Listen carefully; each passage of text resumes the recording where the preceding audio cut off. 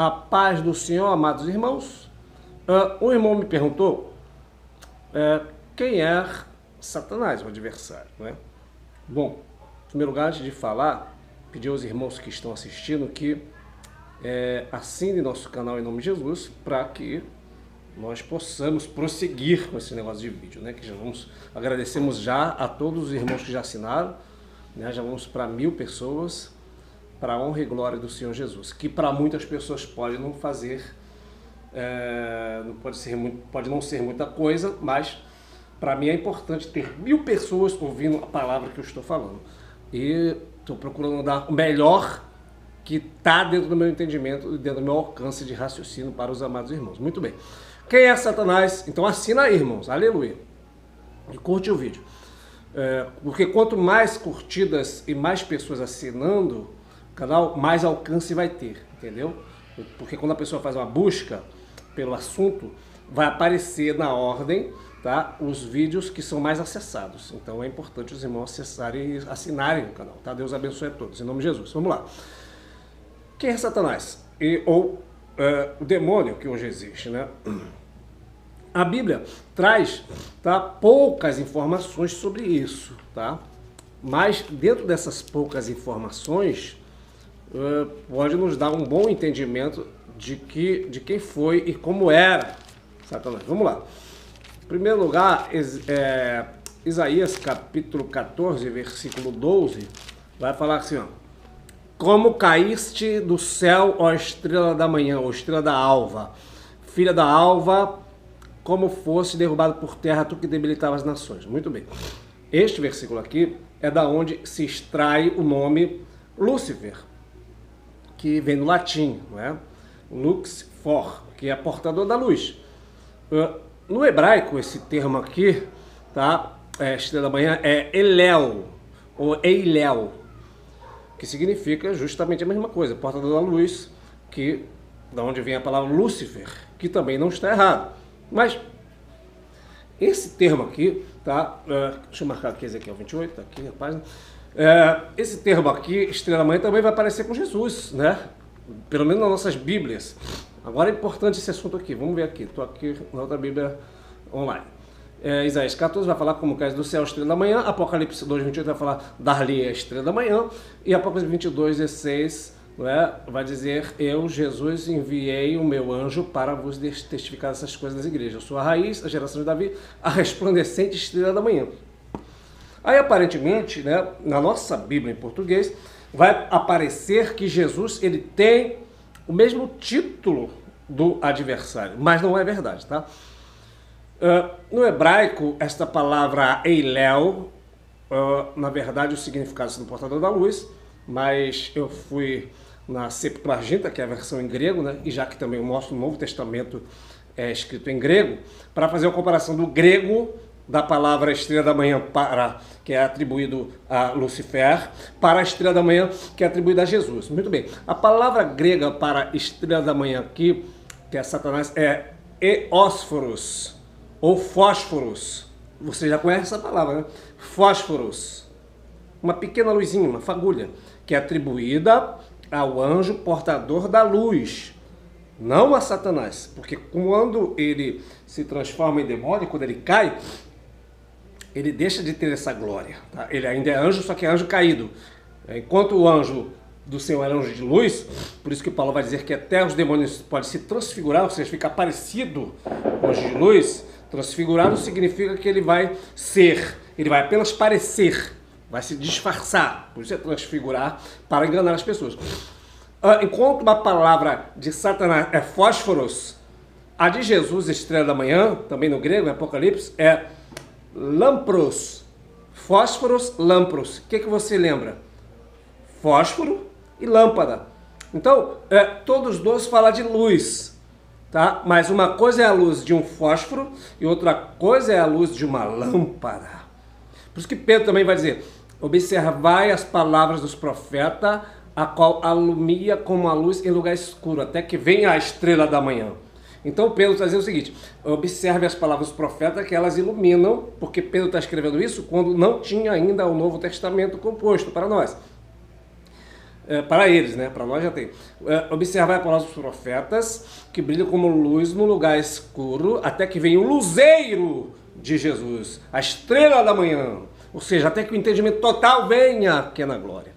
Então, para começo de conversa, Satanás, o portador da luz, ele é o fósforos, ele é uma pequena luz aqui quando, tá, ele ainda é anjo. Tanto é verdade que Deus chama as estrelas de anjos, né? Ele queria ser maior que as estrelas. Até o anjo da igreja, ele é chamado também de estrela, não é? As 7 estrelas que estão na destra do Senhor Jesus, Apocalipse 1, são os 7 anjos das 7 igrejas. Então, estrela tem o brilho, então ele era uma estrela, tinha seu brilho, só que a estrela da manhã, que é Lucifer, é diferente da estrela da manhã, que é Jesus. Até aqui está entendido? Então há uma diferença, para não achar que Jesus é igual. Não, Jesus é igual, Jesus está acima, tá? Acima de nome, todo nome, tanto que a Bíblia vai dizer que todos os anjos de Deus o adoram. Até Satanás tem que adorar Jesus.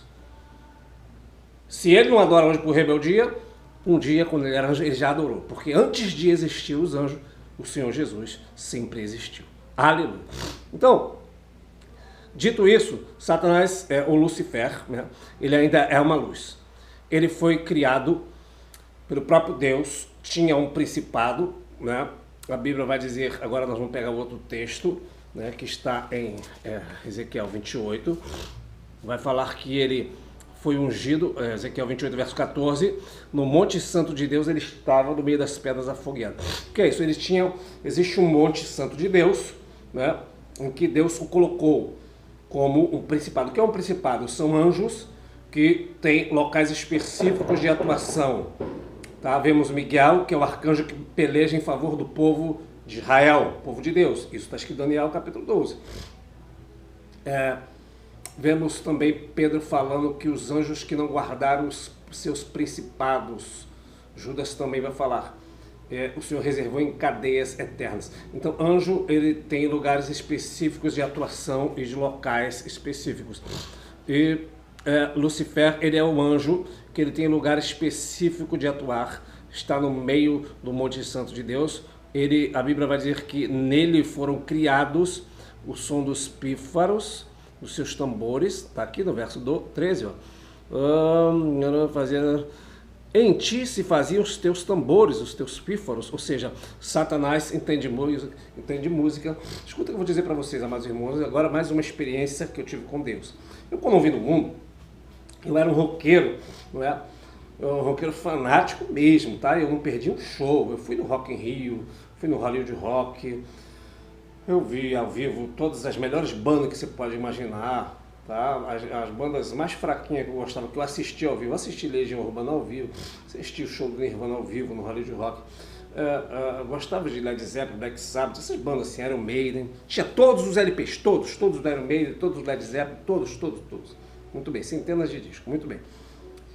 Quando eu recebi Jesus, né, depois de algum tempo, eu comecei a observar que a música do mundo, entenda bem, em termos de qualidade de gravação, de afinação, eles eram e são muito bons, tá? Pelo menos a música que eu gostava, tá?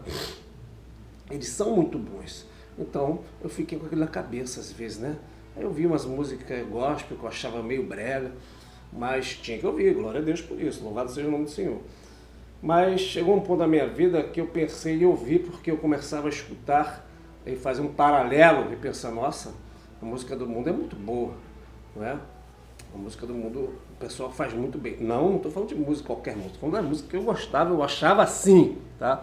E já buscando a Deus, na presença do Senhor. Até que um dia o Espírito Santo veio até mim e falou para mim assim, Satanás entende de música. Eu falei, meu Deus, que coisa tremenda. Isso realmente, se você for para a palavra, você vai ver que o diabo, Satanás, né, quando ele é Lúcifer, nele foram criados o som dos seus pífaros. Uma das atribuições, algumas pessoas dizem até que ele era regente de coral, se conjectura isso, né, a Bíblia não diz, mas diz que foram criados os pífaros, ou seja, ele era um ser que emanava música nas suas palavras, nos seus passos, no seu andar. Ele era um próprio ser com música. É uma coisa difícil de explicar, mas é como se ele andasse e músicas lindas, maravilhosas, seus movimentos fosse algo tremendo com música. É mais ou menos isso. Então, de música ele entende. É por isso que hoje a música secular ela atrai milhares de pessoas. Não é? Embora tem muita música ruim aí, né? Funk é uma, mas deixa isso pra lá. Mas a música, né, ela atrai show com 1 milhão de pessoas, milhares de pessoas, e as pessoas que cantam música muitas vezes louvando a Satanás. Mas muito bem, dito isso que o adversário ele mexe também com música, só para você ficar esperto aí, que às vezes você gosta de uma música secular e acha que não tem nada a ver. Realmente a música pode ser boa, não é? Mas quem falou que Satanás não entende de música? Ele entende de música porque foram criadas músicas nele, com ele, ok? E outra coisa também interessante é que ele é jogado do céu por terra porque ele quer tomar o trono de Deus. Aí as informações que falam a respeito de Satanás terminam aqui, tá? Na Bíblia. Mas há ensinamentos extra-bíblicos, né? Em Apocalipse vai dizer que ele... Não, calma aí, vamos por ensinamentos bíblicos primeiro, depois para os extra-bíblicos. O ensinamento bíblico é que ele, tá? Pelo menos Apocalipse 12 vai falar que ele arrastou 1/3 dos anjos, né? Você pega um bolo, divide por 3 partes. Tá? Uma parte ele pegou. Se tinha 3 bilhões de anjos, isso aqui são só suposições. Se tivesse 3 bilhões de anjos, 1 bilhão ele pegou. Então ele pega 1/3 dos anjos. A Bíblia não conta quantos anjos tem, mas ele pegou uma parte, ou seja, e Deus ficou com 2 partes. Tem mais anjos de Deus do que anjos caídos, tá? Ele pega 1/3 desses anjos. E a Bíblia vai falar sobre isso em Apocalipse capítulo 12. Agora, sobre ensinamentos extra-bíblicos, que eu não acho que seja uma heresia, tá? Deixa eu abrir aqui um parêntese. É a forma na qual eu creio que seja uma forma verdadeira de explicar esta situação, tá? Que a Bíblia não dá muitas informações sobre isso. Então até aqui nós vemos que ele era o querubim ungido, ele quis ter o trono de Deus, quis ser acima de Deus. Então por que às vezes você vê um governo... Calma, ainda não entrei na explicação extra-bíblica, mas vamos me preparar primeiro. Por que às vezes você vê um governo, tá? E o governo está lá, e uma pessoa quer entrar na eleição no lugar daquele governante? É porque ele não concorda com aquele governante, então ele quer tomar o lugar, ou pegar de forma legal, ou em alguns casos de forma ilegal, né? Quando há golpes, né? Então, por que a pessoa quer entrar no lugar? Porque quer sentar naquela cadeira ali e dar um outro tipo de governo, porque não concorda com aquele governo. Então, a princípio, o que nós podemos conjecturar é que Satanás não concordava com o governo de Deus. E por isso ele queria sentar no trono de Deus. Eu peço aos irmãos que leiam, tá? Já tem disponível no YouTube, em audiolivro, o livro de Enoque e o livro de Melquisedeque. São livros que vai falar sobre também a origem e a queda de Satanás. Conta-se nesse livro apócrifo, o que é um livro apócrifo? Não é um livro que está falando que é um livro proibido nem mentiroso, não. O livro apócrifo é um livro que não se comprova a veracidade dele como um livro canônico, ou seja, não se comprova que ele seja um livro que deve se compor na Bíblia, porque não faz praticamente menção dele na Bíblia. Então, como que é comprovada a canonicidade de um livro bíblico? Se o Antigo Testamento falasse sobre ele, então é um livro canônico. Então ele é apócrifo não canônico, ou seja, não entrou no cânon bíblico, porque não se pode comprovar que ele é verdadeiro. Também não se comprova que ele também seja mentiroso, tá? Então não se comprova que ele é verdadeiro, também não se comprova que ele é, tá, uma farsa. Se acredita-se nele da forma que você achar melhor. Eu creio que ele não é canônico, concordo, mas também não creio que ele seja mentira. Eu creio que seja verdadeiro o ensino, porque bate exatamente, fecha uma lacuna que faltava. Então vamos lá. Lucifer, segundo o livro de Enoque e o livro de Melquisedeque, ele é um anjo, está lá com Deus, tem as suas atividades, etc. e tal, até que ele começa a querer a saber sobre as coisas das trevas. Né? Como os anjos são anjos de luz e para eles não foi ensinado sobre as trevas, ele começa a se interessar sobre as trevas. Aí que entra uma coisa interessante que está em Ezequiel capítulo 28, não é? Que vai dizer no verso 15, inclusive é objeto de debates este versículo, que vai dizer que perfeito era nos teus caminhos desde o dia que foste criado até que se achaste ou se achou iniquidade em ti. Então, como é que se achou iniquidade em Lúcifer se ele estava no céu e no céu não entra pecado? Muito bem, Deus, ele não fez o pecado, a questão é que não é, foi achada iniquidade nele. Quando é que se acha a iniquidade nele? Quando ele sai debaixo do querer de Deus. Aleluia. Quando é que se achou o pecado no Éden? Quando Eva e Adão saiu do querer de Deus. Tem até um pouco a ver com isso aqui, o Éden, porque lá também estava a serpente. Se der tempo, eu ainda falo neste vídeo. Como que a serpente, como Satanás foi para lá. Muito bem. Ou como que ele seduziu Eva. Até que foi achada iniquidade nele. Quando ele começa a querer entender sobre as trevas, é achada iniquidade nele, porque ele sai do querer de Deus. Aí entra Isaías 45, que muitas pessoas falam assim, mas Deus criou o mal porque ele fala que cria a paz e cria a guerra. Ele cria o bem e cria o mal. Não, não é isso que a Bíblia está dizendo. Está dizendo que Deus criou a luz. Haja luz. Quando, se você estiver num lugar onde há trevas, se você criar a luz, automaticamente vai haver separação entre a luz e as trevas. E se não há luz, há trevas. Se há luz, acaba-se as trevas. Então, o que é as trevas? As trevas é a ausência da luz. Então, o que é o mal, o que é o pecado? A ausência da obediência a Deus. Quando é que Eva peca e Adão? Quando deixam de obedecer os ditames, os parâmetros que Deus estabeleceu na sua lei, na sua palavra. E quando é que é achada iniquidade em Lúcifer? Quando ele deixa de estar no querer de Deus, ok? Então, vamos voltar agora para o extra bíblico. No extra bíblico, Enoque e Melquisedeque vai dizer que ele quer entender sobre os termos das trevas. E Deus, o santo Deus criador misericordioso, começa a palestrar com ele, para ele não ir por ali, porque Deus não queria. Então, segundo esse ensinamento, Deus dá para ele muitas oportunidades, como anjo ainda, para que ele não entrasse por esse caminho, porque era um caminho sem volta, e que ele se perder. Não é? E ele insiste e ele começa a pesquisar sobre as trevas, sobre as coisas que poderia fazer, as coisas que no céu faziam-se, no reino dele de trevas poderia fazer coisas que não faziam no céu. Então ele começa a apresentar para outros anjos um plano que ele tinha de governo que seria melhor do que o do Deus Criador, do grande Deus Elohim. E alguns anjos compram essa ideia.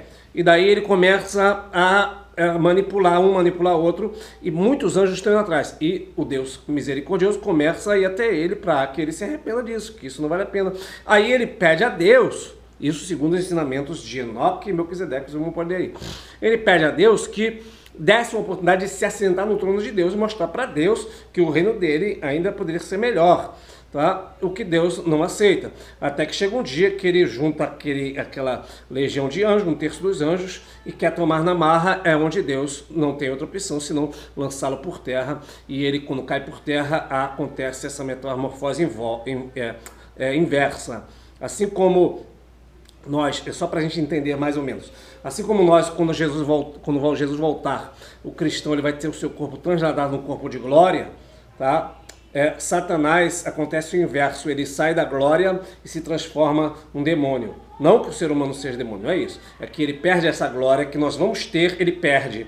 E ele vira apenas um anjo, é um anjo ainda, só que é um anjo caído sem a glória.